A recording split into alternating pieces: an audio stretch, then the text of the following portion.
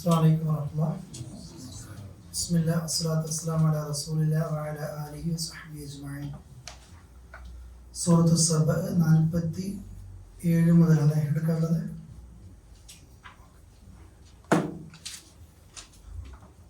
أعوذ بالله من الشيطان الرجيم. بسم الله الرحمن الرحيم. قل ما سألتكم من أجر فهو لكم إن أجري إلا على الله وهو على كل شيء شهيد. قل إن ربي يقذف بالحق علام الغيوب. قل جاء الحق وما يبدئ الباطل وما يعيد. قل إن ضللت فإنما أضل على نفسي وإن اهتديت فبما يوحي إلي ربي إنه سميع قريب. ولو ترى إذ فزعوا ولا فوت وأخذوا من مكان قريب وقالوا آمنا به وأنى لهم التناوش من مكان بعيد. وقد كفروا به من قبل ويقذفون بالغيب من مكان بعيد. وحيل بينهم وبين ما يشتهون كما فعل بأشياعهم من قبل إنهم كانوا في شك مريب.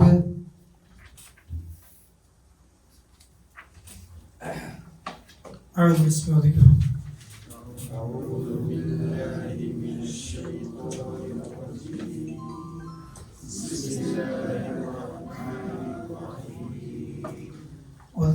قل ما سألتكم من أجر فهو لكم إن أجري إلا على الله وهو على كل شيء شهيد. അർത്ഥം പറഞ്ഞു പോകട്ടോ. ഖുൽ നബിയെ പറയാം. ഇതിന്റെ 46 ഇതിന്റെ ഭാഗാട്ടോ. നബിയോട് ഒറ്റ കാര്യം പറഞ്ഞത് 46-ാമത്തെ ആയത്തിൽ. നിങ്ങളോട് എനിക്ക് ഒറ്റൊന്ന് പറയാനുള്ളൂ. എന്താണത്? നിങ്ങൾ ഒരാളായിട്ടും ഈ രണ്ടാളായിട്ടും 3 ആളായിട്ടും മറ്റൊക്കെ എത്ര ആകട്ടെ, നിങ്ങൾ അള്ളാഹ്ക്ക് വേണ്ടി ജീവിക്കും. ദുനിയാവിന് വേണ്ടിയിട്ടും കുടുംബത്തിനും ഇതൊക്കെ നിങ്ങൾ ജീവിക്കുന്നുണ്ട്. നമുക്ക് പല ന്യായവും പറയാനുണ്ടാവും, ജീവിതം അങ്ങനെയാണ് ഇങ്ങനെയാണെന്നൊക്കെ. പക്ഷെ നിങ്ങൾ അള്ളാഹ്ക്ക് വേണ്ടിയിട്ട് എന്തെങ്കിലും ഒന്ന് ചെയ്തിട്ടുണ്ടോ? നമ്മൾ പല കിബറും പല രീതിയിൽ നമ്മളൊക്കെ ചിന്തിക്കുകയൊക്കെ ചെയ്യും. പക്ഷേ ശ്വാസം നിന്ന് കഴിഞ്ഞാൽ ഖബറിലേക്ക് പോകണമെന്നും പരലോകത്തേക്ക് എത്തണമെന്നും അള്ളാഹിൻ്റെ അടുക്കൽ ചോദ്യം ഉണ്ടാകുമെന്നും ഒക്കെ വിശ്വസിക്കുന്ന ആളുകളാണ് നമ്മൾ ഓരോരുത്തരും. നിങ്ങൾ അതൊന്ന് ചിന്തിക്കുക. ഒറ്റക്കായിട്ടും ഈ രണ്ടായിക്കോട്ടെ. അള്ളാഹിൻ്റെ റസൂലിന് ഒരു ഭ്രാന്ത് ബാധിച്ചോന്നല്ല, നിങ്ങൾക്ക് ഒരു കൃത്യമായ താക്കീതുകാരനാണ് വരാനിരിക്കുന്ന ഒരു ശിക്ഷയെക്കുറിച്ച്. ഇതിന് മുമ്പുള്ള ഭാഗങ്ങളിൽ ഫാത്തിലൊക്കെ നമ്മൾ പഠിച്ചാണ്, ദുനിയാവ് നിങ്ങളെ പറ്റിക്കാതിരിക്കട്ടെ, ഷെയ്ത്താൻ നിങ്ങളെ പറ്റിക്കാതിരിക്കട്ടെ, ദുനിയാവിലെ ജീവിതം നിങ്ങളെ ചതിക്കും പറ്റിക്കും. അതുകൊണ്ട് ഇതൊക്കെ പറയുമ്പോൾ നബിയെ ഖുൽ പറയും. മാ സഅൽതുക്കും, സഅല ചോദിക്കാം അല്ലേ? മാ സഅൽതുക്കും, ഞാൻ നിങ്ങളോട് ചോദിക്കുന്നില്ലേ, മിൻ ഞാൻ ചോദിക്കുകയാണെങ്കിൽ, മിൻ അജ്രിൻ എന്തെങ്കിലും ഒരു കൂലി ചോദിക്കുകയാണെങ്കിൽ, ഫഹുവ ലക്കും അത് ആർക്ക് വേണ്ടിയിട്ട് തന്നെയാണ്? നിങ്ങൾക്ക് വേണ്ടിയിട്ടാണ്. നിങ്ങൾക്ക് എന്തെങ്കിലും ഒരു കൂലി അഥവാ താഴ്ചീരും ഞാൻ വായിച്ചു തരും. നാളെ അഥവാ എക്സാമിന് എങ്ങാനും വന്നാലോ അത് 3 ഭാഗങ്ങൾ വായിക്കാനുണ്ട്. നിങ്ങളോട് ഞാൻ എന്തെങ്കിലും ഒരു കൂലി ചോദിക്കുകയാണെങ്കിൽ എനിക്ക് വീട്ടിൽ കൊണ്ടുപോകാനൊന്നല്ല ഈ ദീന് പറഞ്ഞിട്ടുണ്ട്. ആ കൂലി അത് ആർക്ക് കിട്ടാൻ വേണ്ടിയിട്ടാണ്? നിങ്ങൾക്ക് കിട്ടാൻ വേണ്ടിയിട്ട്. എനിക്കെന്തുണ്ട്, നമ്മൾ അധ്യാപകന്മാരൊക്കെ പറയും കുട്ടികളോട്, നിങ്ങൾ പഠിച്ചത് ഇങ്ങനെ ഇന്നതൊക്കെ ഇങ്ങനെയൊക്കെ കിട്ടും. പഠിച്ചാൽ ആർക്കത് കിട്ടുക? നിങ്ങൾക്ക് തന്നെയാണ് കിട്ടുക. എനിക്ക് എൻ്റെ വിഷയം എന്താണ്? ഇൻ അജിരിയ, എൻ്റെ കൂലി ഇല്ല അല്ലാഹ്, എന്ത് മാത്രമേ ഉള്ളൂ? അള്ളാഹിന്റെ അടുക്കൽ. പിന്നെ അതെന്താണോ അത് മാത്രമേ ഉള്ളൂ.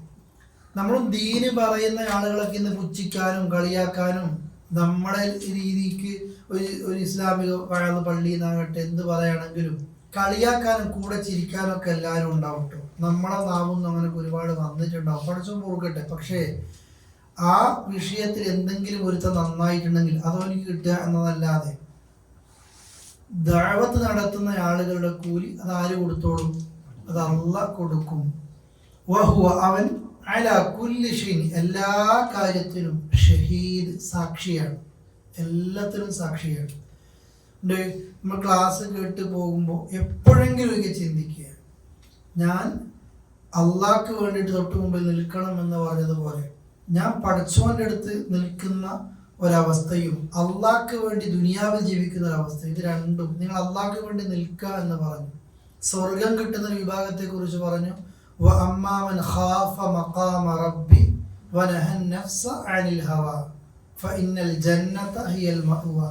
അള്ളാഹുവിൻ്റെ മുമ്പിൽ ഞാൻ നിൽക്കണല്ലോ എന്ന് പേടിക്കുന്ന ഒരാൾ, എന്നിട്ട് മനസ്സ് പല തെറ്റും തോന്നിപ്പിക്കുമ്പോൾ അതിന്നൊക്കെ മാറി നിൽക്കുന്നയാൾ. ഇവിടെ നമ്മളെ കുടിപ്പിക്കാനും വലിപ്പിക്കാനും തോന്നിയാസങ്ങൾ ചെയ്യിക്കാനും പറയിക്കാനും ഹറാം കാണാനും കേൾക്കാനും ചെയ്യാനൊക്കെ ഒരുപാട് കൂട്ടുകാരും ഒക്കെ ഉണ്ടാകും. പക്ഷെ മരിച്ചാൽ ഒരു മയ്യത്ത് നിസ്കാരം പോലും അവർക്ക് അറിയില്ല, ഖബറിൽ വെക്കുന്ന പോലും അറിയാത്ത ആളുകളായിരിക്കും. ഒരു മനുഷ്യനും ഇല്ലാത്ത നേരത്ത് നമ്മൾക്ക് വേണ്ടി പ്രാർത്ഥിക്കുന്ന നല്ലൊരു മക്കളും നല്ലൊരു കൂട്ടുകാരും ഒക്കെ ബാക്കിയാക്കിയിട്ട് മരിക്കാൻ പറ്റുമോ നമ്മൾ നോക്ക്. അങ്ങനെ പരലോകത്ത് അള്ളാഹിന്റെ മുമ്പിൽ ഒറ്റയ്ക്ക് നിൽക്കണമെന്ന് പേടിക്കുന്ന ആളുകൾ, മനസ്സിനെ തെറ്റിൽ നിന്ന് മാറ്റുന്ന ആളുകൾ, ഫഇന്നൽ ജന്നത ഹിയൽ മഅവ, അവർക്കാണ് സ്വർഗം. ഇത് നമുക്ക് ജസ്റ്റ് ഒന്ന് വായിക്കാണ്. നാളെ ഒരു എക്സാം ഉള്ളത് കൊണ്ടാണ്, അഥവാ 5 മാറ്റം കിട്ടിയാൽ നിങ്ങൾക്ക് അല്ലേ. ഈ ആയത്തിൽ നബി, ഞാനൊരു കൂലിയും ചോദിക്കുന്നില്ല, ചോദിക്കുന്ന നിങ്ങൾക്ക് എന്താ, നിങ്ങൾക്കുള്ളതാണ്. എൻ്റെ കൂലി അള്ളാഹ് തരും. ബുദ്ധിയും മനസ്സാക്ഷിയുമുള്ള ഏതൊരാൾക്കും ഒഴിവാക്കാൻ പറ്റാൻ നമ്മളെ നാടൻ ഭാഷയിലേക്ക് കൊണ്ടുവരട്ടോ. ചിലത് കെട്ടിയിട്ട് ഒരു ഉപദേശമാണത്. മനുഷ്യന്റെ മനസ്സാക്ഷിയും എല്ലാം അറിയുന്ന പടച്ചോൻ അവതരിപ്പിച്ച ഈ ഖുർആൻ, അത് പിന്നെ ഒഴിവാക്കുന്ന ആളുകൾ ബുദ്ധിയും മറ്റൊന്നും ഇല്ലാത്ത ആളുകളാണ്. ഇനി രണ്ടാമത്തെ പാരഗ്രാഫ്, ഒരാൾ ഒരു കാര്യത്തെക്കുറിച്ച് തുറന്ന ഹൃദയത്തോടെ സ്വയം ചിന്തിക്കുന്ന പക്ഷം അവൻ്റെ മനസ്സാക്ഷി അവന് നേർ വഴി കാണിക്കാതിരിക്കും. എന്ന് വെച്ചാൽ നല്ല മനസ്സോടെ ഖുർആനിനെ ഒരാൾ സമീപിക്കുകയാണെങ്കിൽ പടച്ചോൻ അയാൾക്ക് എന്ത് ചെയ്യും? നല്ല മാർഗം കാണിച്ചു കൊടുക്കും. നല്ല പരസ്പരം ഗുണകാംക്ഷികളായ 2 കൂട്ടുകാർ ചേർന്ന് ഇഖ്ലാസോടെ അഭിപ്രായം കൈമാറിയിട്ട് ചർച്ച ചെയ്യുമ്പോഴും അവർക്കൊരു നല്ല കാര്യത്തിലേക്ക് എത്തിച്ചേരാൻ പറ്റും. റസൂലുള്ളാഹി പറയാണ്, ഈ ഖുർആനെ കുറിച്ചൊക്കെ പറഞ്ഞിട്ട് നല്ലൊരു ഉപദേശമാണ് ഈ കൊടുത്തത്. ഇത് ഞാൻ എന്തെങ്കിലും ചോദിക്കുകയാണെങ്കിൽ നിങ്ങൾക്ക് വേണ്ടി മാത്രമാണ്. നിങ്ങൾ എന്നെ ഭ്രാന്തി പിടിച്ച ഒരാളായിട്ടും കുടുംബം തെറ്റിക്കുന്ന ഒരാളായിട്ടും കാണല്ലേ, നിങ്ങളെ നരകത്തിൽ നിന്ന് രക്ഷപ്പെടുത്താൻ വേണ്ടി മാത്രമാണ് ഇതൊക്കെ പറയുന്നത്. അങ്ങനെ ഒരാൾക്ക് ചെയ്യാൻ പറ്റും. പിന്നെ പിന്നെ ഓരോന്നോരോന്നും ഉപദേശത്തിന്റെ രീതിയാണ് അല്ലേ. പിന്നെ ഇമാം ഷാഫി ഇങ്ങനെ ഉപദേശിക്കുന്ന, രഹസ്യമായി ഉപദേശിക്കുന്ന ഒരാൾ അങ്ങനെ ഉപദേശിക്കുകയാണെങ്കിൽ ഫഖദ് സാന, അവനയാളെ ഭംഗിയായി. നമ്മൾ ആരെങ്കിലും നബി ഇപ്പം ഉപദേശിച്ച രീതിയാണിത്, വഷളാക്കലോ മറ്റോ ഒന്നുമല്ല. ഇസ്ലാം നമ്മൾ ഒരാളെ എത്തിക്കലും ഭീഷണിപ്പെടുത്തിയിട്ടും കളിയാക്കിയിട്ടും അപമാനിച്ചിട്ടൊന്നല്ല. നിസ്കരിക്കാത്ത ഒരാളെ നിസ്കാരം തുടങ്ങിപ്പിക്കേണ്ടത് കുട്ടികളെപ്പോലെ നമ്മൾ നിസ്കരിക്കണം, പഠിച്ചോ നരകത്തിട്ട് കഴിക്കുക അല്ലെങ്കിൽ എന്ന് പറഞ്ഞിട്ടല്ല, വെറുത്തിട്ട് നിസ്കരിക്കുക അല്ല. സ്വകാര്യമായിട്ട് തെറ്റുകൾ ചെയ്യുന്ന ആളുകൾ സ്വകാര്യമായിട്ട് ഉപദേശിക്കും ഫഖദ് സാന, അതൊരു അലങ്കാര. വമൻ നസ്ഹ അഖാഹു ജഹ്റ, തെറ്റ് ചെയ്ത ആൾക്കാരൊക്കെ പറയില്ലേ, എൻ്റെ മനസ്സിലാകുന്നു ഞാൻ മുഖത്ത് നോക്കി കാര്യം പറയും, എനിക്ക് തെറ്റ് ചെയ്താൽ എൻ്റെ മനസ്സിൽ വേറെ കള്ളത്തരവുന്നതുകൊണ്ട് ഞാൻ നല്ല സ്വഭാവം അല്ല. ഈ സദസ്സിൽ ഇപ്പം ഞാനിപ്പോൾ ഒരാളെ പേര് വിളിച്ചിട്ട് ഒരാൾ ചെയ്ത തെറ്റ് സംഭവിച്ചു പോയ അവനോട് സംഭവിച്ചു പോയത് ജഹ്റായിട്ട് ചെയ്താൽ ഫഖദ് ഷാന, അയാളെ ഇൻസൾട്ട് ആക്കുകയാണ്. ഉപദേശം എപ്പോഴും എങ്ങനെയാണ് വേണ്ടത്? പറയും സ്വകാര്യ. ഉദാഹരണം പറയണ്ട, എൻ്റെ ഡ്രസ്സിൽ ഇപ്പോൾ ഒരു കറി ആയിട്ടുണ്ട് കൂട്ടിക്ക്. ഇവിടെ ഈ ക്ലാസ് എടുത്ത് തീരുന്നവരെ എൻ്റെ ശ്രദ്ധ ഞാൻ എന്താ സൂക്ഷിക്കുക? ഈ കാര്യം നിങ്ങളെ കാണിക്കാതിരിക്കാൻ ഞാൻ സൂക്ഷിക്കൂലേ? ഇതുപോലെ ഉപദേശം. ഒരാൾ നമ്മൾ ഉപദേശിക്കുമ്പോൾ വേറൊരാൾ കേൾക്കട്ടെ, വഷളാക്കിയിട്ടല്ല, അത് ഭാര്യനെയോ ഭർത്താവിനോ മക്കളെയോ ആരെയും നമ്മളങ്ങനെ വഷളാക്കിയിട്ട് എന്ത് ചെയ്ത് ചില നിങ്ങൾക്ക് അനുഭവം ഉണ്ടല്ലോ, അങ്ങനെ ഉണ്ടാവൂലേ? നമ്മൾ ചെയ്യുന്ന ഒരു ശരി ഉണ്ടാവും, മറ്റേ ആളാ ശരി ചെയ്യുന്നുണ്ടാവൂല. അപ്പൊ നമുക്ക് നല്ല ത്രില്ലുണ്ടാവും പറയാൻ. പക്ഷെ അവൻ ചെയ്യുന്ന പല ശരിയും നീ ഹറാം ചെയ്യുന്നുണ്ടാവും, നീ അതൊക്കെ മൂടി വെക്കും. നീ ചെയ്യുന്ന നന്മ എല്ലാവരും ചെയ്യണം, നീ ചെയ്യുന്ന തിന്മ മെല്ലെ മൂടി വെക്കുകയും ചെയ്യും. ഇത് നമ്മുടെ സ്വഭാവം ഉണ്ടാകുന്നത് അല്ലെ. ഒരുത്തൻ എല്ലാ നിലമും ചെയ്യും. സ്വബൈക്കോ പള്ളിയിൽ പോകും, ഓൻ്റെ ഒരു കുടുംബത്തിലും സ്വബൈക്ക് പള്ളിയിൽ പോകാത്തതിന് നിൽക്കാൻ പറ്റില്ല, കളിയാക്കിയിട്ട് എല്ലാവരും എത്തിക്കണം. പക്ഷെ ഇവരാകെ ഒരു സുബൈക്ക് പള്ളി ഓരോ ഉറക്കിട്ടേക്കാ പോകുന്നത് അല്ലേ, വഷളാക്കുന്ന രീതി. അങ്ങനെ ഉണ്ടാക്കരുത്. പറഞ്ഞ മനസ്സിലായി വിചാരിക്കുന്നു. ഉപദേശത്തിന്റെ രീതിയാണ്. ഇമാം ഷാഫിയാണ് ചോദ്യം വന്നാൽ ഒരാളെ പരസ്യമായി ഉപദേശിക്കുന്ന നിന്ദിക്കലാണ്, രഹസ്യമായി ഉപദേശിക്കല് ഭംഗിയാക്കലാണ് എന്നാരാ പറഞ്ഞത്? ഷാഫിയുടെ ഒരു വാക്കാണ്. അപ്പോൾ നിങ്ങളോട് ഉത്തരവേ പറയാറുള്ളൂ, ആരെ ഇൻസൾട്ട് ചെയ്തിട്ട് എന്ത് ചെയ്യരുത്. നന്മ നമ്മൾ ചെയ്യുന്ന നന്മ എല്ലാവരും അറിയിക്കുക ചെയ്യുക. ഞാൻ തഹജ്ജുദ് നിസ്കരിക്കുകയാണെങ്കിൽ ഇന്നലത്തെ തഹജ്ജുദിന്റെ നന്മ അല്ലെ ഇന്നലത്തെ തഹജ്ജുദിന്റെ വിൽപ്പോ അത് ചെയ്യാത്തവനൊരു മോശം എന്ന രീതിയിൽ പറഞ്ഞ് വഷളാക്കുന്ന രീതി ഉണ്ടാകില്ല. ഡൗട്ട് ഉണ്ടോ ചോദിച്ചു? എന്തെങ്കിലും ഉണ്ടോയെന്ന് ഞാൻ വിചാരിക്കുന്നു. ഈ പറഞ്ഞ ഗുണം തെറ്റ് ചെയ്യുന്നവർക്കല്ല ഉണ്ടാകാതിരിക്കുന്നത്, നന്മ ചെയ്യുന്ന ആളുകൾക്കാണ് ഈ വൃത്തികെട്ട സ്വഭാവം ഉണ്ടാകുന്നത്. നന്മ ചെയ്യാൻ ആഗ്രഹിക്കുന്നില്ല, മനസ്സിലായി? നന്മ ചെയ്യുകയും ചെയ്യും, ചെയ്യാത്ത ആൾക്കാർ എന്ത് ചെയ്യും? പരസ്യമായിട്ട് എന്തെങ്കിലും ഇങ്ങോട്ട് പറയും, നമ്മൾ ആ നിലക്ക് ചെയ്യരുത്. ഒരു കഥ പറയുന്നുണ്ട്, ഒരു ഉപ്പാന്റെ കൂടെ ഇങ്ങനെ ബൈസ്റ്റാൻഡറായിട്ട് നിന്ന ഒരു മോനുണ്ട്. അപ്പോൾ മോൻ ഉപ്പാനെ സൂക്ഷിക്കാൻ വേണ്ടിയിട്ട് രാത്രി ഇങ്ങനെ രാത്രി ഇങ്ങനെ നിസ്കരിക്കുകയാണ്, സുദീർഘമായി ഓതിയിട്ട്. പല ബാക്കിയുള്ള മക്കളൊക്കെ അടക്കം കിടന്ന് ഉറങ്ങുന്നുണ്ട്. അപ്പൊ ഇവനിങ്ങനെ നിസ്കാരം ഈ ചെങ്ങാതികളൊക്കെ ഈ ഉറങ്ങുന്ന നേരത്ത് ഇങ്ങനെ പഠിച്ചവരോട് നിസ്കരിച്ച് ദുആ ചെയ്യണം, എത്ര ഹൈറിങ്ങനെ പറഞ്ഞുകൊണ്ടിരിക്കുന്നത്. അസുഖം പിടിച്ച് ഉപ്പ പറയുന്നുണ്ട്, എൻ്റെ മോനും കിടന്ന് ഉറങ്ങിക്കും, ഇതിനും മെച്ചെന്താണ്? ആ ഉറങ്ങലാണ്. അതെല്ലാവരും കൊണ്ടുപോവാ, മറ്റുള്ളവർ കൊണ്ടുപോകണം. ആ രീതിയിലേക്ക് നമ്മൾ എത്തരുത്. നസീഹത്ത് ഭംഗിയിൽ ചെയ്യുക. ഇസ്ലാമിന്റെ നസീഹത്താണ് ഇത് പറഞ്ഞത്. നിങ്ങൾ എന്നെ ഭ്രാന്താക്കിയിട്ടും മറ്റൊന്നും അല്ല കേട്ടോ, ഞാൻ നിങ്ങൾക്ക് നന്മയ്ക്കാൻ വേണ്ടി പറയാം. തെറ്റ് തിരുത്തണം, അവർക്ക് ബോധ്യപ്പെടുത്തണം. ഇതെൻ്റെ മോൻ, എൻ്റെ മോൾ, എൻ്റെ ഉപ്പ അല്ലെങ്കിൽ എൻ്റെ ഉമ്മ, എൻ്റെ ഭാര്യ, എൻ്റെ ഭർത്താവ് തിരുത്തണ്ടിട്ടാണ് ഞാൻ പറയുന്നത് എന്നായിരിക്കണം. തർക്കം തുടങ്ങിയാൽ ആരും വിട്ടുതരില്ല. അപ്പോൾ മെല്ലെ മാറിക്കളയും. ഓക്കെ, അടുത്തായത് നല്ല ചോദ്യം. قل إن ربي يقذف بالحق علام الغيوب. അടുത്തത് قل جاء الحق وما يبدئ الباطل وما يعيد. قل പറയ നബി, ഇന്ന റബ്ബി, എൻ്റെ റബ്ബ്, യഖ്ദിഫു ചില ഖദ്ഫ എറിയാന്ന്, റബ്ബ് എറിയുന്നു, ഇട്ട് തരുന്നു, ബിൽ ഹഖ് സത്യത്തെ ഇടുക എന്ന് പറഞ്ഞാൽ രണ്ട് രീതി പറയുന്നുണ്ട്. ഒന്ന്, ആകാശത്ത് നിന്ന് ജിബ്രീൽ ഭൂമിയിലേക്ക് അതിങ്ങനെ ഇട്ട് കൊടുക്കുകയല്ലേ അല്ലേ, അതിങ്ങനെ എറിഞ്ഞു കൊടുക്കുകയാണ്. വേറെ വ്യാഖ്യാനമുണ്ട്, സത്യം അത് എറിഞ്ഞ് അസത്യത്തെ കുഴിച്ചു മൂടിക്കളയും. സത്യം ജിബ്രീൽ കൊടുക്കുകയാണ്, പക്ഷെ ആ പ്രയോഗം അതിന്റെ ശക്തിയെ, പവറിനെ കുറിച്ച് കാണിക്കുകയാണ്. അള്ളാഹു എൻ്റെ റബ്ബ് യഖ്ദിഫു ബിൽ ഹഖ്, സത്യത്തെ എറിഞ്ഞു കൊടുക്കുന്നു അല്ലെങ്കിൽ ഇട്ട് കൊടുക്കുന്നു. അല്ലാമുൽ ഗുയൂബ്, ആരാണ് റബ്ബ്? അല്ലാം, അലീം എന്നാ ശരിക്കും അറിയുന്നവൻ. അല്ലാം എന്ന് പറഞ്ഞാലോ അല്ലാമ മുഹമ്മദ് ഇക്ബാൽ എന്നൊക്കെ പറയൂലേ അല്ലേ? എന്താ അലീം അറിയുന്ന, അല്ലാം നന്നായിട്ട് അറിയുന്നവൻ, നന്നായിട്ട് ആള് അല്ലാമ ചങ്ങായിന്ന് അറിയും, നന്നായി അറിയുന്നയാള്. അലീം, അലീം അതൊക്കെ വേറെ. ഏറ്റവും ടോപ്പിലാണ് അല്ലാം അൽ ഗുയൂബ്, അദൃശ്യങ്ങളെ ഏറ്റവും നന്നായി അറിയുന്നവൻ സത്യത്തെ ഇട്ട് കൊടുക്കുന്നു. അതുകൊണ്ട് ഖുൽ പറയും, ജാ അൽ ഹഖ്, സത്യം വന്നു, വമാ യുബ്ദിഉ, അതുകൊണ്ട് പിന്നെ വരൂല എന്ത്? അൽ ബാത്തിൽ, ബാത്തിലായ കാര്യം എന്ത് ചെയ്യൂല, പിന്നെ ഒരിക്കലും അത് സ്റ്റാർട്ട് തുടങ്ങുകയില്ല. വമാ യുഈദ്, അത് മടങ്ങി വരികയില്ല. ബാത്ത് ജാ അൽ ഹഖ് വസഹഖൽ ബാത്തിൽ, അതാണ് സത്യം വന്നു, അസത്യം കുഴിച്ചു മൂടപ്പെട്ടു. അതാണ് സത്യം പഠിച്ചവരിട്ട് തരുന്നുണ്ട്, അസത്യം കുഴിച്ചു മൂടപ്പെടുന്നുണ്ട്. ലോകത്ത് ഭൂരിഭാഗം ആളുകളും ആ തെറ്റും അസത്യവും പിന്തുടരുകയാണെങ്കിലും അള്ളാഹുവിൻ്റെ മുമ്പിൽ സത്യം തന്നെയാണ് ഉയർന്നു നിൽക്കുന്നത്. അത് ദുനിയാവ് കണ്ടില്ലെങ്കിലും സത്യമാണ് എന്ന് മരണശേഷം ഓരോരുത്തർക്കും ബോധ്യപ്പെടും. നബി സല്ലല്ലാഹു അലൈഹി വസല്ലമ മക്ക പിടിച്ചടക്കുന്ന നേരത്ത് കഅബ തുറന്നു നോക്കിയപ്പോൾ 360 മുകളിൽ വിഗ്രഹങ്ങൾ അവിടെയുണ്ട്.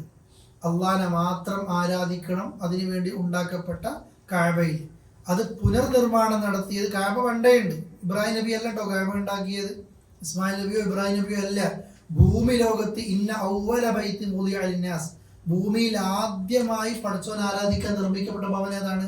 കഅബയാണ്. ഇബ്രാഹിം ഇവിടെ പ്രാർത്ഥനയില്ലേ, എൻ്റെ മോൻ ഇസ്മായിൽ എൻ്റെ ഭാര്യയെ ഞാൻ നിന്റെ വീടിൻ്റെ അടുത്താണ് നിർത്തുന്നത്. അപ്പോൾ എന്തുണ്ട്? അതവിടെ ഉണ്ട്. പിന്നെ ചെയ്ത പണി എന്താണ്? അള്ളാഹ് പറഞ്ഞതുപോലെ പുനർനിർമ്മാണം നടത്തിയിട്ടുണ്ട്. പിന്നെ റസൂലുള്ളാഹിന്റെ കാലത്ത് ഹിജ്റ 8 കഅബ മക്ക വിജയത്തിന്റെ അന്ന് കഅബയിനുള്ളിൽ കയറി നോക്കുമ്പോൾ ഇതേ ഇബ്രാഹിം നബിയുടെ വിഗ്രഹം എന്തിൻ്റെ ഉള്ളിലുണ്ട്? കഅബയിനുള്ളിലുണ്ട്. ഇസ്മായിൽ നബിയുടെ വിഗ്രഹം ഉണ്ട്, ബിംബമുണ്ട്. ഇവരെ ആരാധിക്കുകയാണ്. ഇന്ത്യക്കാരല്ല ആരാധിക്കുന്നത്. ഏത് കണ്ടാണ് ആരാധിക്കുന്നത്? അവരെ നമുക്ക് സങ്കല്പിക്കാൻ പറ്റുമോ ഇപ്പോൾ അറബികളുടെ ബിംബത്തെ പൂജിക്കുന്നത്?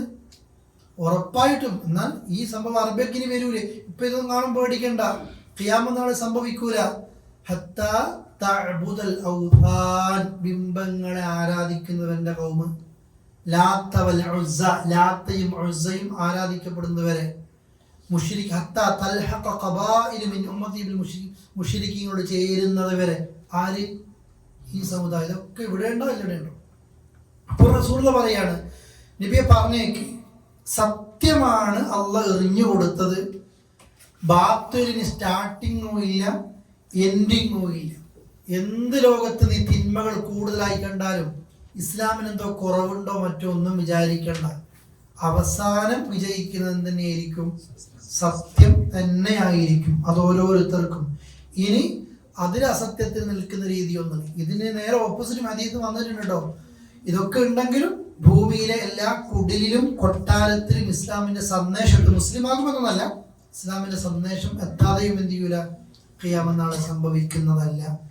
അവസാനം അല്ലെ സ്വർഗം ലഭിക്കുന്നത് ഈ വിശ്വാസികൾക്ക് മാത്രമായിരിക്കും. അതുകൊണ്ട് നബിയെ എന്ത് ഇതൊക്കെ നബിയോട് പറയാൻ വേണ്ടി പറയാണ്. ഒതുക്കോ എന്റെ കൂടെ إنما أضل على نفسي وإن اهتديت فبما يوحي إلي ربي إنه سميع قريب. قل പറയ്, إن ضللت, ഞാൻ പിഴച്ചിട്ടുണ്ടെങ്കിൽ, നബിയോട് പറയുന്നത്, നബിയോട് എല്ലാവരോടും പറയാൻ വേണ്ടി പറയാണ്, ഞാൻ പിഴച്ചിട്ടുണ്ടെങ്കിൽ ഫഇന്നമാ അദില്ലു, ഞാൻ പിഴച്ചത് അലാ നഫ്സി, ഞാൻ കാരണം കൊണ്ട് തന്നെയാണ്. നബി പിഴച്ചിട്ടുണ്ടോ? പക്ഷെ ഒരു പ്രബോധകൻ, ദാഇ എന്നുള്ള നിലയ്ക്ക് നബിയോട് പറയാൻ വേണ്ടി പറയാണ്. റസൂലുള്ളാഹിന്റെ മുൻപും പിമ്പുമുള്ള തെറ്റല്ല പുറത്തു കൊടുക്കാൻ. തെറ്റ് ചെയ്യാൻ റസൂലുള്ളാഹിക്ക് കഴിയൂല. അള്ളാഹുവിന്റെ ഇസ്മത്തിൽ ഒരു പ്രൊട്ടക്ഷൻ ഉണ്ട് അല്ലെ, നബിക്ക് പറ്റൂല അങ്ങനെ തെറ്റ് ചെയ്യാൻ, ചെയ്യൂലത്. എന്നാൽ അതേ നബി പറയാണ്, എനിക്കൊരു പിഴവ് പറ്റിയിട്ടുണ്ടെങ്കിലും പോലും ഈ ഖുർആന്റെ പിഴവല്ല. അത് ആരെ പിഴവായിരിക്കും? എന്റെതാ. അത്രയും ഖുർആൻ സത്യാണെന്ന് പറയാണ്. അള്ളാഹിന്റെ അടുക്കലുള്ള സത്യാണത് ഖുർആൻ. എനിക്ക് നിങ്ങളൊരു ന്യൂനത കണ്ടാൽ പോലും അത് ആരുടെ ന്യൂനതയാണ്? ഫഇന്നമാ അദുല്ലു അലാ നഫ്സി, അത് എന്റെ ന്യൂനതയാണ്, ഞാൻ സ്വന്തം പിഴച്ചതാ. വഇൻ തദൈതു, ഇനി ഞാൻ നേർമാർഗം എനിക്ക് പ്രാപിക്കാൻ കഴിഞ്ഞെങ്കിൽ, ഞാൻ ഹിദായത്താണെങ്കിൽ അതെന്റെ കപ്പാസിറ്റിയോ കഴിവോ അല്ല. ഫബിമാ യൂഹിയ ഇലൈ, അതെനിക്ക് വഹി ലഭിക്കപ്പെട്ടത് കൊണ്ടാണ്. എന്ന് റബ്ബി, എൻ്റെ ഏതെങ്കിലും നിനക്ക് എൻ്റെ റബ്ബ് എനിക്ക് വഹി നൽകിയത് കൊണ്ട് മാത്രമാണ് ഞാൻ എന്ത് ചെയ്തത്, ഈ ഹിദായത്തിലായത്. ഇതാണ് നമ്മളും ഖുർആൻ നമ്മളും പറയുന്നത്. നിങ്ങൾ തെറ്റ് ചെയ്തിട്ടുണ്ടെങ്കിൽ അത് അള്ളാഹിലേക്ക് ചേർത്തി പറയണ്ട. അള്ളാഹ് ഉദ്ദേശിച്ചുകൊണ്ടാണ് ഞാൻ ഇങ്ങനെയായി പോയത്, കുടിയനായത്. അള്ളാഹ് ഞാൻ എനിക്കൊരു കുറവുണ്ടെങ്കിൽ അതിൻ്റെ തെറ്റ് ആർക്ക് മാത്രമാണ്? എനിക്കാണ്. നന്മയെക്കുറിച്ച് നമ്മൾ പറയലുണ്ട്, ഞാൻ എൻ്റെ കഴിവ് കൊണ്ട് ചെയ്ത നന്മ എന്നല്ല, ഈ നന്മ ചെയ്യാൻ പഠിച്ചോ എനിക്ക് അവസരം തന്നതാ. നിങ്ങൾ ഈ ഖുർആൻ ക്ലാസ്സിന് വന്നിരിക്കുന്നത് നിങ്ങൾ ഇസ്ലാഹി സെന്ററിനോടോ ദീനിനോടോ കാണിക്കുന്നെങ്കിൽ ഔദാര്യം എന്ന് വിചാരിക്കേണ്ട. പഠിച്ചോ നമ്മൾക്ക് നിങ്ങൾക്കും എനിക്കും തന്നൊരു തൗഫീഖാന്ന് കൂട്ടിയാൽ മതി. ഇത്രയോ അള്ളാഹു കൊടുത്ത ശ്വാസം കഴിച്ചിട്ട്, അള്ളാഹ് കൊടുത്ത ഭക്ഷണം കഴിച്ചിട്ട്, അള്ളാഹ് കൊടുത്ത തടിയും കൊണ്ട് തെറ്റ് തെറ്റിലേക്ക് മാത്രം പോയിരിക്കുന്ന ആളുകളുണ്ട്. അള്ളാഹുവിന് ഒരു സുജൂദ് പോലും ചെയ്യാൻ കഴിയാത്ത ആളുകൾ, ആത്മാർത്ഥമായി ദുആ ചെയ്യാൻ പറ്റാത്ത ആളുകൾ, അല്ലേ? അത്തരം ആളുകളുണ്ട്. പക്ഷെ പടച്ചോ നമ്മൾക്ക് നിസ്കരിക്കാൻ തോന്നിപ്പിച്ചു, ദാനം കൊടുക്കാൻ തോന്നിപ്പിച്ചു, നല്ലത് പറയാൻ തോന്നിപ്പിച്ചു, ചെയ്ത തെറ്റ് അള്ളാഹിനോട് ഏറ്റുപറഞ്ഞ് തൗബ ചെയ്തിട്ട് കറകളഞ്ഞിട്ട് അള്ളാഹിലേക്ക് എത്താൻ നമ്മൾ അങ്ങനെ നമ്മുടെ ഉപദേശത്തിൽ ഉണ്ടാകേണ്ടത്. അറിയാത്ത കൊണ്ട് കുറേ തെറ്റുകൾ പലരോട് ചെയ്തു പോയിട്ടുണ്ടാകും. അവരോട് പറയണം, ഒരു തെറ്റും അല്ലാഹ് പൊറുക്കാത്ത ഇല്ല. സ്വന്തത്തോട് തെറ്റ് ചെയ്ത ആളുകളോട് പറയും, എന്താ പറയുക, ലാ തഖ്നതു മിർ റഹ്മത്തില്ലാഹ്, അള്ളാഹുവിന്റെ കാരുണ്യത്തെ തൊട്ട് നിങ്ങൾ ആശ മുറിയല്ലേ. ഇന്നല്ലാഹ യഗ്ഫിറു ദുനൂബ ജമീഅ, അള്ളാഹ് എല്ലാ തെറ്റും നിങ്ങൾക്ക് അള്ളാഹ് പൊറുത്തി തരും. പറ്റിപ്പോയിട്ടുണ്ടെങ്കിൽ നിരാശപ്പെട്ട് മടങ്ങല്ല വേണ്ടത്. പറ്റിപ്പോയെങ്കിൽ എൻ്റെ പടച്ചോന്റെ അടുക്കലേക്ക് ഞാൻ ഒറ്റയ്ക്ക് ഇരുന്നിട്ട് എനിക്ക് നീ അള്ളാഹ് പൂർത്തി തരണേ. ആയുസ് നീ 19 കൊല്ലം ജീവിക്കാൻ ഭൂമിയിൽ അവസരം തന്നിട്ട് ഭൂരിഭാഗം സമയം ഞാൻ നാദാ നിനക്ക് പൊരുത്തമില്ലാത്തതാ പറഞ്ഞത്, നീ പൊരുത്തമില്ലാത്ത ഞാൻ കണ്ടത് കേട്ടത് ചെയ്തത്, നീ എനിക്ക് പൊരുത്തു തരണമെന്ന് അള്ളാഹിനോട് പറഞ്ഞു കഴിഞ്ഞാൽ അള്ളാഹു നമ്മൾക്ക് ആ നേർമാർഗം തന്നാണ്ടല്ലോ. ചിലരൊക്കെ എല്ലാ തെറ്റും ചെയ്തിട്ട് പടച്ചോ സ്വർഗത്തിലേക്ക് ഒരു ചോദ്യം പോലും ഇല്ലാത്ത നിലക്ക്, വിചാരണയോ അതാപോ ഇല്ലാത്ത നിലക്ക് അള്ളാഹ് സ്വർഗത്തിലേക്ക് കൊണ്ടുപോകുന്ന ചില ആളുകളുണ്ട്. അത്ര ആത്മാർത്ഥമായിട്ട് തൗബ ചെയ്ത് മടങ്ങിയ ആളുകളായിരിക്കും. അതുകൊണ്ട് നമ്മൾ അന്ത്യം നന്നാക്കാൻ നോക്കുക. എനിക്കൊരു അബദ്ധം പറ്റിയെങ്കിൽ അത് എൻ്റെ കാരണം കൊണ്ട, എനിക്ക് നന്മ കിട്ടിയതെങ്കിൽ അത് അള്ളാഹു തൗഫീഖ്. അല്ലെ, റസൂലുള്ളാഹിയുടെ മാർഗം ശരിയാണോ തെറ്റാണോ എന്നൊരു ഡൗട്ട് അല്ല ഇത്. അവിടെ എഴുതിയാണല്ലേ നിങ്ങൾ, ഇത് സത്യനിഷേധികളെ ചിന്തിപ്പിക്കാനും അതേപോലെ തന്നെ അവരെ ഒന്ന് ഇസ്ലാമിനോട് അടുപ്പിക്കാനും, എന്ന് വെച്ചാൽ ഖുർആൻ അത്രയും സത്യ, ദീൻ അത്രയും സത്യ എന്ന രീതിയാണത്. നബി സല്ലല്ലാഹു അലൈഹി വസല്ലം പാപങ്ങളിൽ നിന്ന് സുരക്ഷിതനായിരിക്കെ എൻ്റെ തിന്മകൾക്ക് ഞാൻ തന്നെ ഉത്തരവാദിയാണെന്നും എൻ്റെ നന്മകൾ അള്ളാഹുവിൻ്റെ സഹായത്താൽ ലഭിക്കുന്നതാണെന്നും പ്രഖ്യാപിക്കാൻ റസൂലുള്ളാഹി പറയാൻ. നമ്മളും അതാ പറയേണ്ടത്. നമ്മളൊരു നന്മ ചെയ്തിട്ടുണ്ടെങ്കിൽ ഇത് ആരുടെ സഹായം കൊണ്ടാണ് ചെയ്യാൻ പറ്റിയത്? അള്ളാഹ് തന്ന തൗഫീഖ്. അവിടെ ഇരിക്കാനും ദാനം കൊടുക്കാനും ഒക്കെ ഞാൻ ചെയ്തു ഔദാര്യമായിട്ട് എടുത്ത് പറയണ്ട. നമ്മൾ ഹിദായത്ത് തന്നത് അള്ളയാണ്. ആ അള്ളയാണ് നമുക്ക് എല്ലാ നന്മയും ചെയ്യാൻ അവസരം തരുന്നത്. അതുകൊണ്ട് വലിയൊരു എടുത്ത് പറയണ്ട. ഒരു പാവപ്പെട്ട വ്യക്തി സഹായിക്കുന്നു, ഈ ചാൻസ് അള്ളാഹ് ഇട്ട് തന്നു. വേറെവിടെയോ കിട്ടി, ഒരാൾക്ക് കൂലി കിട്ടി സ്വർഗത്തിൽ പോകേണ്ടതാ, അള്ളാഹ് എന്നെയാ തെരഞ്ഞെടുത്തത്. ഇത്രയേ ഉള്ളൂ. ഇതൊക്കെ നബിയോട് പറയാൻ വേണ്ടി പറഞ്ഞ എന്തൊക്കെ പറഞ്ഞു? 47-ാമത്തെ ആയത്തിൽ നിങ്ങൾക്ക് എന്തെങ്കിലും ഞാൻ കൂലി, അല്ലെ, കൂലിയുമായി ബന്ധപ്പെട്ട വിഷയം അത് നിങ്ങൾക്ക് വേണ്ടി തന്നെയാണ്. എൻ്റെ കൂലി അള്ളാഹ് എടുക്കലാണുള്ളത്. സത്യത്തെ അള്ളാഹ് എറിയുന്നുണ്ട്, അല്ലെ. അതേപോലെ തന്നെ സത്യം അസത്യത്തിന്റെ മേലായിരിക്കും, എപ്പോഴും മേലെ ഉണ്ടാവും. അസത്യം തുടങ്ങുകയില്ല, അവസാനം അതിനില്ല, അത് കൊളായി പോകും. ഞാൻ പിഴച്ചുവെങ്കിൽ അത് എൻ്റെ കാരണം കൊണ്ടാ. അതേപോലെ എനിക്ക് ഹിദായത്ത് കിട്ടിയെങ്കിൽ അത് അള്ളാഹിന്റെ തൗഫീഖ് കൊണ്ടാ, വഹി കൊണ്ടാ. ഇന്നഹു, തീർച്ചയായും അവൻ, സമീഉൻ, അള്ളാഹ് എല്ലാം കേൾക്കുന്നവനാണ്, ഖരീബുൻ, എല്ലാം അറിയുന്നവനാണ്. അടുത്ത ആയത്ത് അങ്ങനെ ഒരുപാട് പറയാത്ത നമ്മൾ ഈ ക്ലാസ് തീർക്കാൻ വേണ്ടിട്ടാട്ടോ. അടുത്ത ആയതൊന്ന് പറയും.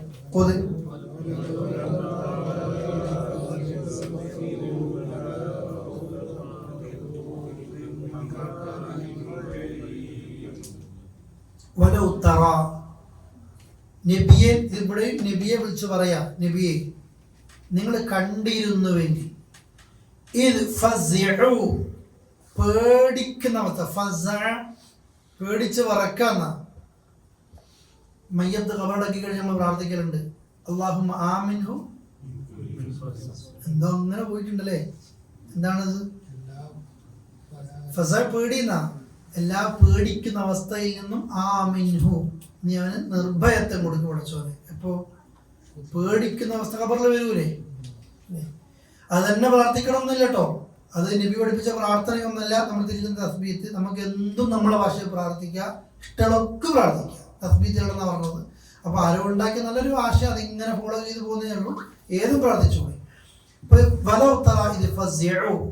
ഭയപ്പെടുന്ന നിമിഷം നിങ്ങൾ കണ്ടിരുന്നുവെങ്കിൽ, അഥവാ ദുനിയാവിൽ മുൽമ ചെയ്തിട്ടൊക്കെ മരിച്ചു ആൾക്കാരുണ്ടാവൂലേ, പരലോകത്തെ അവസ്ഥ നിങ്ങൾ കണ്ടിരുന്നു. ഫലാ ഫൗത്ത്, അവർക്ക് ഒഴിവായി പോകാൻ ഒരു മാർഗവും ഇല്ല. അള്ളാഹുവിന്റെ ശിക്ഷയിൽ നിന്ന് രക്ഷപ്പെടാൻ ഒരു മാർഗവും ഇല്ല. അവർ പിടിക്കപ്പെടും. മിൻ മകാൻ, ഒരു സ്ഥലത്ത് നിന്ന്, ഖരീബ്, അടുത്ത് നിന്ന് എന്ത് ചെയ്യും അവരെ അള്ളാഹ് പിടികൂടും. ഇത് പരലോകത്തെ ശിക്ഷയെ കുറിച്ചാണ് പറഞ്ഞത്. ദുനിയാവിൽ നിന്ന് തുടങ്ങിക്കും. അള്ളാഹുവിന്റെ പിടുത്തത്തിൽ നിന്ന് ഒരാൾ രക്ഷപ്പെടാൻ വിചാരിച്ചാൽ, അള്ളാഹ് ഒരുത്തനെ പിടിക്കണം തീരുമാനിച്ചാൽ, നീ എത്ര ഓടിയിട്ടും ചാടിയിട്ടും തുള്ളിയിടുന്നില്ലേ, നിന്റെ മരണം അള്ളാഹ് പിടിച്ച് നിശ്ചയിച്ചൊരു സമയമുണ്ട്. അതിൻ്റെ ഒരു അപ്പുറത്തേക്ക് നിനക്ക് എന്ത് ചെയ്യാൻ പറ്റൂല, രക്ഷപ്പെടാൻ കഴിയില്ല. ഇന്നഹും യറൗനഹു ബഈദ, കുറേ കഴിഞ്ഞിട്ട് ഖിയാമത്ത് നടക്കുന്നവർ കാണുന്നു, അല്ലെങ്കിൽ എൻ്റെ മരണം എന്നവർ കാണുന്നു. വനറാഹു ഖരീബ, നാം അടുത്തായിട്ടാണ് കാണുന്നത്.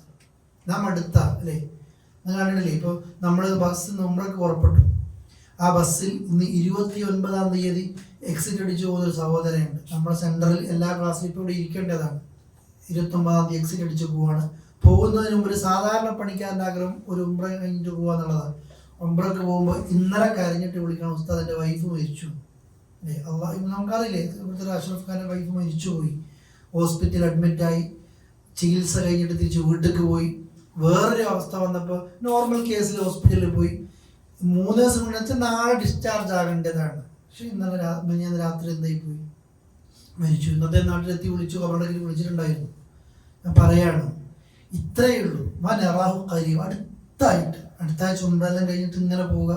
നോർമൽ അസുഖമാണ്. നിങ്ങൾ നോക്കിയേ അല്ലേ, ഒന്ന് അങ്ങോട്ടും ഇങ്ങോട്ടും സംസാരിക്കാനോ ഒന്ന് പൊരുത്തപ്പെടിക്കാനോ. സൂറത്ത് യാസീൻ പറഞ്ഞില്ലേ, നിങ്ങൾക്ക് അള്ളാഹുവിന് ഒരു പിടുത്തം വരുമ്പോൾ ഒരു വസീയത്ത് കൊടുക്കാൻ പറ്റൂല കേട്ടോ.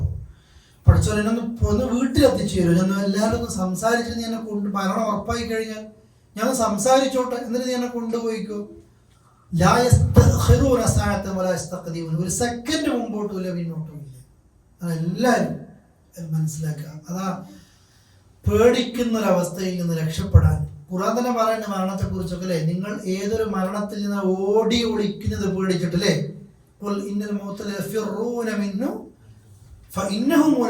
നിങ്ങൾ ഓടി ഒളിക്കും, പക്ഷെ മരണം നിങ്ങളെ തേടി ഇങ്ങോട്ട് എന്ത് ചെയ്യും, വരും. ഉറപ്പായിട്ടും നിന്റെ അടുത്തതെത്തും, അടുത്തുനിന്ന് പിടിക്കും. ഇനി ഖിയാമത്ത് നാളാണെങ്കിലോ കുറേ കൊല്ലം കഴിഞ്ഞിട്ടല്ലേ മരിച്ച് ഖബർ. എന്ത് നമ്മൾ കാഫിർ ജീവിക്കുന്ന പോലെ നമ്മൾ ജീവിക്കുന്നു ചിന്തിക്കാതെ ദുനിയാവത്തെ മാത്രമേ ചിന്തയുള്ളൂ. അല്ല, അവർ പേടിക്കുന്ന രംഗം മരണത്തിന്റെ നേരത്തും ശിക്ഷയുടെ നേരത്തൊക്കെ നിങ്ങൾ കണ്ടിരുന്നുവെങ്കിൽ ബാക്കി ഉത്തരം എന്താണെന്നറിയോ, നിങ്ങൾക്കത് കാണാൻ പറ്റൂ. അത് വല്ലാത്തൊരു കാഴ്ചയാണ്. അള്ളാഹു നമ്മളെയൊക്കെ ഈമാനോടെ മരിപ്പിക്കുമാറാകട്ടെ. അത് കഴിയൂല നബിയെ, നിങ്ങൾക്കത് കാണാൻ ആർക്കും കഴിയൂല. അടുത്തുനിന്ന് അവരെ പിടിക്കും. ആ പിടിക്കുന്ന നേരത്ത് വഖാലു, മരണനേരം വഖാലു, അവര് പറയും ആമന്നാബി, എന്താ പറയാ, ഞങ്ങൾ വിശ്വസിച്ചു. ഇതെല്ലാരും പറയും. നമ്മളിപ്പം കളിയാക്കുന്നില്ലേ ദീനൊക്കെ. ഫിർഔൻ മുങ്ങിച്ചാകുമ്പോൾ പറഞ്ഞിട്ടുണ്ട്, ഞാൻ മൂസാന്റെ ദീൻ ഞാൻ വിശ്വസിച്ചു എന്ന്. അവര് പറയും ആമന്നാബി, ഞങ്ങൾ വിശ്വസിച്ചു. അല്ല ചോദിക്കുക, എവിടുന്നാണ് അത്തനാവുഷ്, അവർക്കിത് കിട്ടുന്നത്? ഇത്ര വിദൂരത്തുനിന്ന്. ഇതുവരെ അവർക്ക് ഓതിക്കൊടുത്തിട്ട് അല്ലെങ്കിൽ കേട്ടിട്ട് ദീന് പഠിക്കാത്ത ആളുകൾക്ക് ഇപ്പൊ ഒരു കാര്യമില്ലാത്ത ഈ ദൂരത്തുനിന്ന് ശിക്ഷ കണ്ട് പിടിക്കുമ്പോൾ, മരണം പിടികൂടെ നോക്കുമ്പോൾ ഇതെടുന്ന വിദൂരത്തുനിന്ന് അവർക്ക് വിശ്വസിക്കാൻ തോന്നുന്നത് ഇല്ല. സൂറത്തുൽ ഫജ്റിൽ അല്ലാഹു ചോദിക്കുന്നില്ലേ, ഫഅന്നാ ലഹു ദിക്റ, ഇനി എന്തോർമ്മ വരാനാ? മരിക്കുന്ന ഉറപ്പായിട്ട് ഞാൻ എന്ത് വിശ്വസിക്കാനാ? ഇതൊരു കാര്യവുമില്ല. മരിക്കുന്ന ഉറപ്പാകുമ്പോൾ ഇവർക്കൊക്കെ ദാനം കൊടുത്തതെന്ന് നബി പറയുന്നില്ല സല്ലല്ലാഹു അലൈഹി വസല്ലം. ഇനി എന്ത് പറയാനാ മക്കള്, കാര്യം അത് നിന്റെ അനന്തര സ്വത്തായി. നീ ജീവിച്ചിരിക്കുമ്പോ ഒന്നും നീ ചെയ്തിട്ടില്ല, ഇപ്പൊ എന്ത് പറയാനാ? കിട്ടൂലെന്ന് ഉറപ്പാകുമ്പോ ജീവിതകാലം മുഴുവനും ഖുർആൻ കേട്ടിട്ട് നന്നായിട്ടില്ല നീ. ഇപ്പൊ അന്നാലഹുമുത്തനാവുഷ്, ഇപ്പൊ എവിടുന്നാണ് അവർക്ക് ഇങ്ങനത്തെ ഒരു തോന്നൽ? അതാ കരസ്ഥമാക്കാത്ത ഒരു തോന്നലേ, ഇപ്പൊ നന്നാകാൻ ഒരു തോന്നല്. ലമി മക്കാനും വിദൂരത്ത് നിന്ന് കാര്യമില്ല. ഈ ആയതൊന്നും ഒന്നിക്കലും മോദിയിലില്ല, കാലും അല്ലല്ലോ.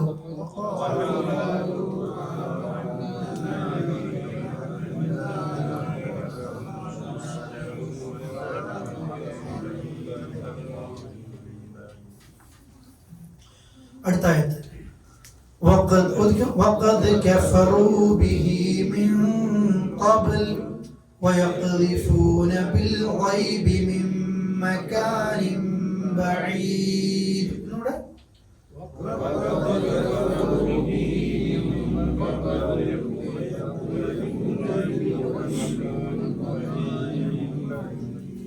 وقد كفروا به, അവർ അതിലൊക്കെ അവിശ്വസിച്ചതാ മിൻ ഖബൽ, മുമ്പ്.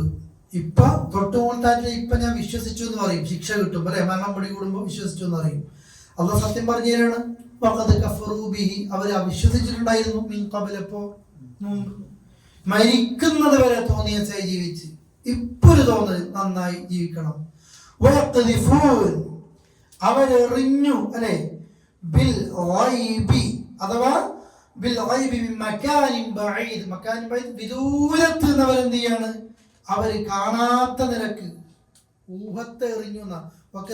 വയഖ്ദിഫൂൻ, അവരെറിഞ്ഞു, ബിൽ ഗൈബ് അദൃശ്യമായ നിലക്ക്, മിൻ മകാനിൻ ബഈദ് ദൂരത്ത് നിന്ന് എറിഞ്ഞു. അതിന്റെ മലയാളത്തിലുള്ള ആശയം എന്താണെന്ന് പറഞ്ഞാൽ, ഇവരിതെല്ലാം വിശ്വസിച്ചു, എന്നിട്ട് എന്തോ ഒരു ഊഹത്തെ പിൻപറ്റിയിട്ട് അതാണ് ഇങ്ങനെ അതിലാണ് ജീവിച്ചു പോയത്. മരിക്കുന്നോ, സത്യമുണ്ടെന്നോ, സ്വർഗ നരകം ഉണ്ടെന്നോ ഇതൊന്നും ചിന്തിക്കാതെ അവരുടെ ഒരു വ്യാഖ്യാനമൊക്കെ ഉണ്ട്. വൃത്തിയോട് ചെയ്യുന്ന ആൾക്കാർക്കൊക്കെ ഓരോ ന്യായങ്ങൾ ഉണ്ടാകും. ദീനുമായൊരു ബന്ധമില്ലാതെ ജീവിക്കുന്ന ആളുകൾക്കൊക്കെ എത്രയോ ദൂരത്ത് നിന്ന് അവരിതൊക്കെ എന്ത് ചെയ്യും, ഇങ്ങനെ ഓരോന്നോരോന്നിങ്ങനെ പറയും. പക്ഷെ ഏത് പോക്കിരിയാണെങ്കിലും നേരത്തെ പറഞ്ഞ ഭാഗയില്ലേ, വലോ തറ ഇത് ഫലാഫോ, എത്ര വലിയ പോക്കിരിയാണെങ്കിലും രക്ഷപ്പെടാൻ കഴിയൂല. സൂറത്തുൽ ഖിയാമയിൽ അല്ലാഹു പറയുന്നില്ലേ, മരണം നമ്മുടെ മുമ്പിൽ എത്തിക്കഴിഞ്ഞാൽ, റൂഹ് തൊണ്ടക്കുയിൽ എത്തിക്കഴിഞ്ഞാൽ നിന്നെ സഹായിക്കാൻ ആരുണ്ട് എന്ന് ചോദിക്കും. വവന്ന അന്നഹുൽ ഫിറാഖ്, വേർപാടിന്റെ നേരമായി എന്ന് തിരിച്ചറിയും.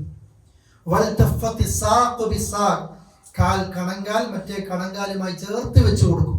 കാലം കൊണ്ട് ചേർത്ത് മരണത്തിന്റെ മുമ്പിൽ കീഴടങ്ങാണ് അല്ലേ. ഇല റബ്ബിക്, നിന്റെ റബ്ബിലേക്കാണ് യൗമ ഇദിനിൽ മസാഖ്, നിന്നെ ഇന്ന് തെളിച്ചു കൊണ്ടുപോകുന്നത്.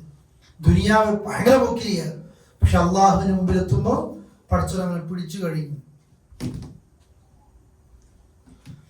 അടുത്ത ആയത്തുന്നത്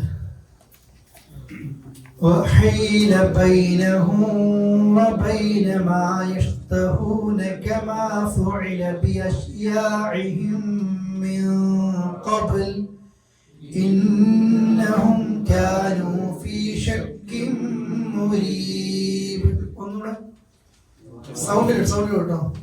وحيل بينهم وبين ما يشتهون كما فعل بأشياعهم إنهم كانوا في شك مريب. وحيل بينهم, അവർക്കിടയിൽ മറയിടപ്പെടും. ഹൈല മറവെക്കാണ്, മറയിടപ്പെടും. അവർക്കിടയിൽ വബൈനമാ യഷ്തഹൂൻ, അവർ ആഗ്രഹിക്കുന്നതിനുമിടയിൽ മറയിടപ്പെടും. കമാ ഫുഇൽ, ചെയ്യപ്പെട്ടതുപോലെ. ബിഅശ്ആഇഹിം, ഇവിടെ ഓതുമ്പോൾ അഷ്യാഇഹിം എന്നൊക്കെ ഓതിപ്പോകാൻ സാധ്യതയില്ല. അഷ്യാ എന്നാണ് അർത്ഥം മാറ്റാണ്. ഇവിടെ എന്താണ് അഷ്യാഇഹിം, അഷ്യാ അല്ലട്ടോ, ശ്രദ്ധിക്കണേ. അഷ്യാഇഹിം അഥവാ ഷിയഅത്ത്, നമ്മുടെ ഷിയാക്കളുകൾക്കല്ലേ, ഷിയാക്കൾ നമ്മൾ മലയാളത്തിൽ പറയാം. എന്താ ശരിക്കും അത്? ഷിയഅത്ത് എന്നുള്ളതാണ് ഷിയാക്കളായി നമ്മൾ പറയുന്നത്. ഷിയഅത്ത് ആയിനാണത്. അതേപോലെയാണ് അതിനാണ് അഷിയാ, കക്ഷികൾ. മറ്റേ അഷിയാ എന്നാണെങ്കിലോ കാര്യങ്ങൾ. ഷെയ് എന്ന് പറഞ്ഞാൽ കാര്യം എന്നല്ലേ, അഷിയാ കാര്യങ്ങൾ. അവർക്കിടയിൽ മറയിടപ്പെടും. വബൈനമാ യഷ്തഹൂൻ, അവർ ആഗ്രഹിക്കുന്നതിനിടയിലും. ഏതുപോലെ? കമാ ഫുഇൽ, ചെയ്യപ്പെട്ടതുപോലെ. ബിഅശ്യാഇഹിം, ചില കക്ഷികൾക്ക്. മിൻ ഖബൽ, ഇവർക്ക് മുമ്പ് കഴിഞ്ഞു പോയ, അഥവാ സത്യത്തെ നിഷേധിച്ചിട്ട് ഇവർക്ക് മുമ്പ് കുറേ കക്ഷികൾ കഴിഞ്ഞു പോയിട്ടുണ്ട്. അവരും ഇവരെ പോലെ നിഷേധിച്ചു വരാം. മരിക്കാൻ നോക്കുമ്പോൾ പേടിച്ചിട്ട് ഞങ്ങൾ വിശ്വസിച്ചു എന്നൊക്കെ പറഞ്ഞ ആളുകളാ. ഇപ്പൊ അതൊക്കെ ഒരു മറയിട്ടപ്പെട്ടു. ഇനി അവർക്ക് മുമ്പ് ശിക്ഷ മാത്രമേ ഉള്ളൂ. അസത്യത്തിലേക്ക് ഇനി മടങ്ങാൻ ഇവർക്ക് കഴിയോ? ഇനി നന്നാകണം എന്ന് വിചാരിച്ചാൽ മരിക്കാൻ നോക്കുമ്പോൾ കഴിയോ? കലിമയെല്ലാം പറ്റൂല, വസിയത്ത് കൊടുക്കാൻ പറ്റൂല, നന്നായി ജീവിക്കാൻ പറ്റൂല. എരന്നു നോക്കുക അള്ളാഹിനോട്. ഒരു സ്വതക്ക ഞാൻ ചെയ്യ പഠിച്ചോനെ, നന്മ ഞാൻ ചെയ്യ പഠിച്ചോനെ. മറയിടപ്പെട്ട് കഴിഞ്ഞു. അതുകൊണ്ട് ഇനി എന്തേ ഉള്ളൂ? ഇന്നഹും കാനു അവരായിരുന്നു ഫി ശക്കിൻ മുരീബ്. ശക്കും മുരീബ് രണ്ട് ഡൗട്ടാണ്. അങ്ങേയറ്റത്തെ ഡൗട്ടിലായിരുന്നു ഇവരൊക്കെ. ദുനിയാവിൽ ജീവിക്കുമ്പോൾ മരിക്കുമോ, മരിച്ച പരലോകം ഉണ്ടാകുമോ, ഖബർ ഉണ്ടാകുമോ, സ്വർഗ്ഗം ഉണ്ടോ, കളിയാക്കും മുശ്രിക്കുകളൊക്കെ. നബിയെ കളിയാക്കും. എല്ലായി, മണ്ണായി, പൊടിയായി വീണ്ടും ഒരു ജീവിതം ഉണ്ടാകുമോ? അവർ അങ്ങനെ പിന്നെ സംശയത്തിലായിരുന്നു. ഇനി മരിക്കാൻ നോക്കുമ്പോൾ ആമന്നാബി എന്നിവർ പറഞ്ഞിട്ട് കാര്യമില്ല. നമ്മളിപ്പോ അതല്ല ചെയ്യുന്നത്. ഹജ്ജിനെ കൊണ്ട് അടുത്തോളം കൂടെ ആട്ടെ, മരിക്കാൻ നോക്കുമ്പോൾ നന്നാകാം. ഇവരോട് കേട്ടാ വിചാരിക്കും ഇവർക്ക് ഡേറ്റ് പഠിച്ചോ കൊടുത്തിട്ടുണ്ട്, നീ ഇംഗ്ലീഷ് ഡേറ്റും ഹിജറി ഡേറ്റും ഇന്ന സമയത്താണ് മരിക്കുക എന്നുള്ളത്. ഇനി അന്നേരം നന്നാകാം. വർത്താനം എങ്ങനെയാ? ഹജ്ജ് 2 കൊല്ലം കഴിഞ്ഞിട്ട് പോകാം, അപ്പത്തെ കുറച്ചും കൂടി കുരുത്തക്കേട് കളിക്കാനുണ്ട് അല്ലേ? ഇതൊക്കെ നമ്മൾ പറയുക. നാളെ നേരം വിളിക്കുമ്പോൾ ഉണ്ടാവും ഒരു ഡൗട്ടില്ല, ഉറപ്പ് നമുക്കില്ല. അതുകൊണ്ട് നമ്മൾ അള്ളാഹിലേക്ക് മടങ്ങുക. നാഥൻ അവന്റെ ഇഷ്ടമുള്ളവരെ നമ്മെ ഉൾപ്പെടുത്തി അനുഗ്രഹിക്കുമാറാകട്ടെ.